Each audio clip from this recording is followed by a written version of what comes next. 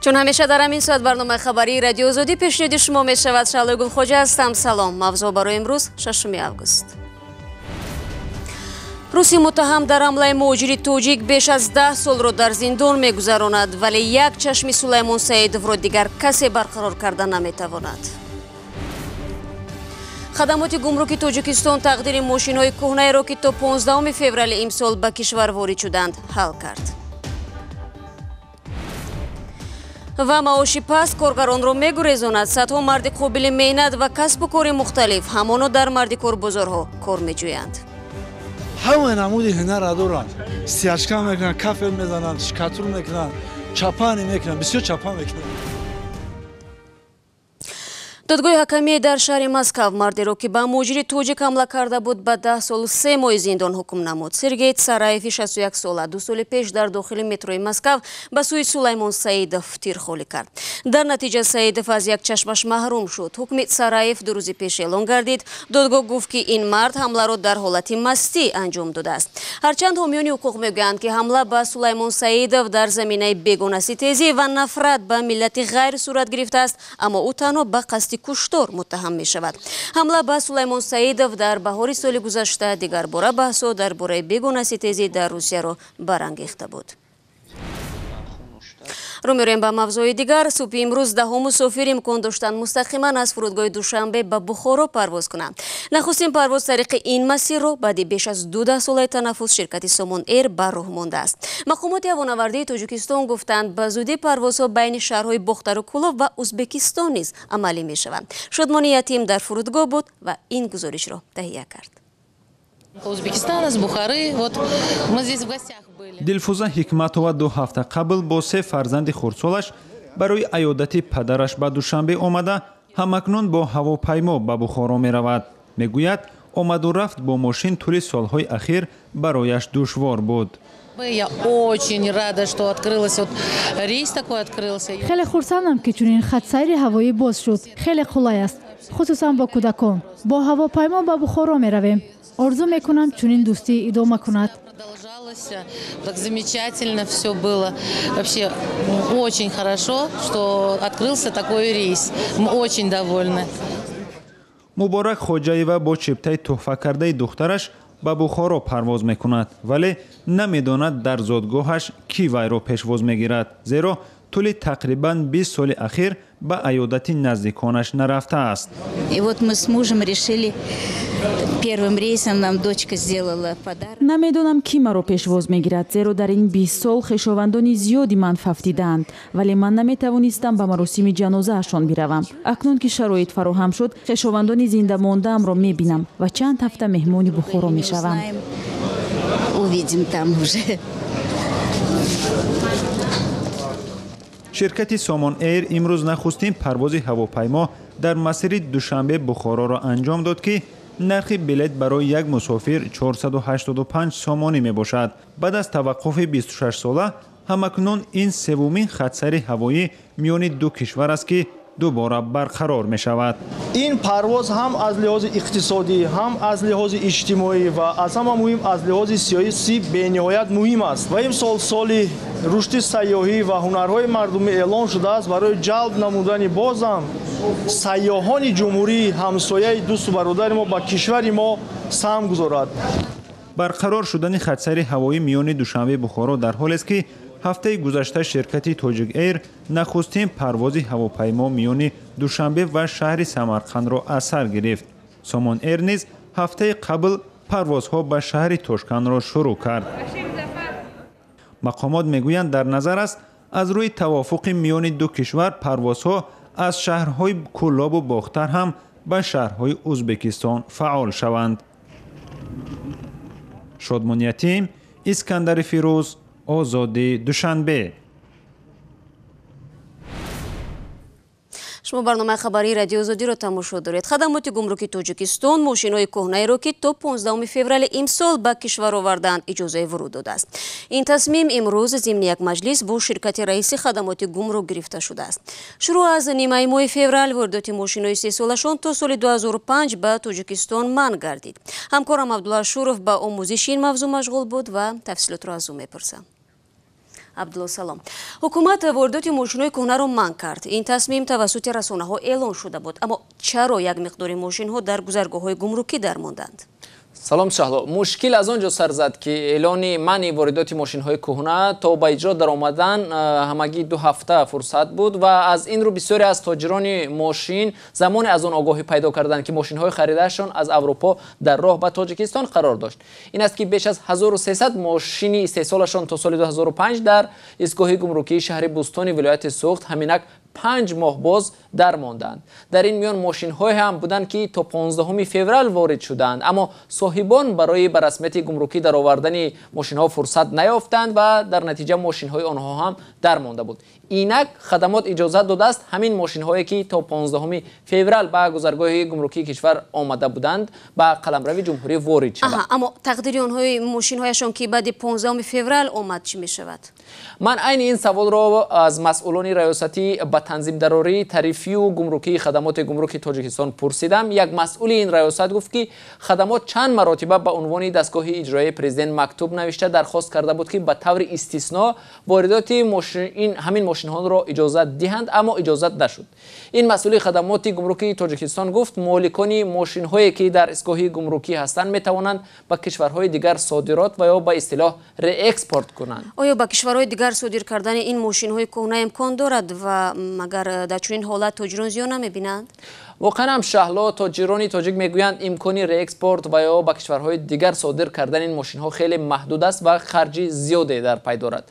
تاجران ماشین که با ما هم صحبت شدند میگویند تنها برای تو به تاجیکستان آوردن هر یک ماشین $1000 خرج کردند و اگر باز همین مقدار پول خرج کرده آن را به خارج برند خراجاتشان نهایت زیاد می شود و با این نرخ کسی این ماشین ها را نمی خرد.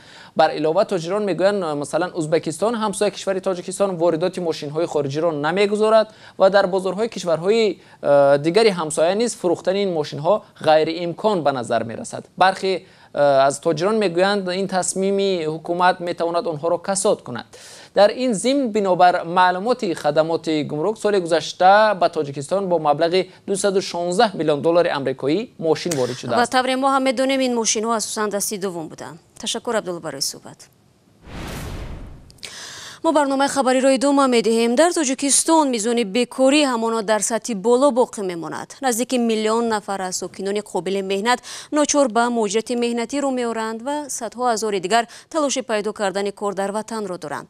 سالهاست بازار مردکارها در چند گوشه کشور از جویندگان کار کم نمی شود. اخیراً مسئولین گفتند برای کمک به مردکارها طرحی را روی دست گرفتند. تفصیلات در گزارشی همکاران ما. هر صبح در بازار مردکارها ده‌ها مردان سن و سال مختلف جمع می شوند. بعضی آنها معلومات عالی دارند. معاش کم کار در کارخانه های دولتی را برای این نفران بی اهمیت کرده است. شرکت های خرد نیز پیشنهاد قابل ملاحظه ندارند. مردمی در جستجوی کار می گویند معاشی که در چنین کارخانه ها می دهند برابر پول است که آنها در 2 روز در بازار مردکارها پیدا می کنند. همه نمود هنر را دارند. سیاچکا میکنن، کافر میزنن، شکاتور میکنن، چاپانی میکنن، بسیار چاپا میکنن. بازی با کمکی 300 ایجا باشه اگر 300 از سلطان کبیره، 300 از 80 300 از گیفرازیم همه مردکاره. من بسیار 600 سوم میگم اون را پولیش کنم، اون ما بخرمش. ما گودک مکتب میره، کتاب میگه، دفتر میگه، روچکا میگه. اون ما چیکارش کنم؟ برای مجبورم در همین جا اومدم ایستادم خیلی روزش میشه که زندگی من میوم روز میشه نمیوم. در وزارت مهنت و شغل اهالی تاجیکستان هم اعتراف میکنند که حجم معاش در کشور زیاد نیست. از این خاطر بیشتری جایهای کاری داوطلب ندارند. Они обращаются, участвуют на ярмарках вакансий свободных мест. آنها به ما مراجعت و در یارمارک‌ها هم شرکت می‌کنند. فعلا معاش کسای کاردهندگان پیشنهاد می‌شود، آنها را قانع نمی‌کند. برای همین هم آنها به مردکار بازار رو می‌آورند. В этих рынках находятся на этих рынках мардикоров. یگانه کمکی که حالا از دستشان می‌آید بهتر کردن شرایط کار برای مردکارهاست. На мой взгляд, طرحی که ما آماده کرده ایم در نظر میگیرد که همه این معلومات در مخزنی یگانه گرد آورده می شود. یعنی هر مردی کار ثبت نام می شود، سراغه خود را میگذارد، برای او عادی ترین شرایط فراهم آورده می شود. مثلا جای مخصوص نشست که او همانجا منتظر گرفتن فرمایش کاردهنده می شود. اما خودی مردکاران چنین چاره ها را برای بهبود وضعیتشان کافی نمی دانند. آنها می گویند به خوابگاه های ارزان نیاز دارند.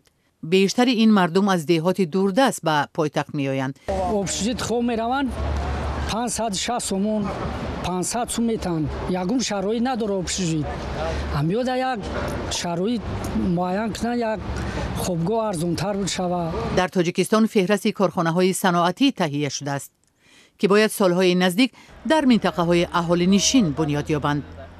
با باور مقامات این طرح می تواند جایهای کاری بیشتری را فراهم سازد. اما تحلیلگران بر اینند که چنین تشبث با کم کردن میزان بیکاری تأثیری چندانی نخواهد داشت.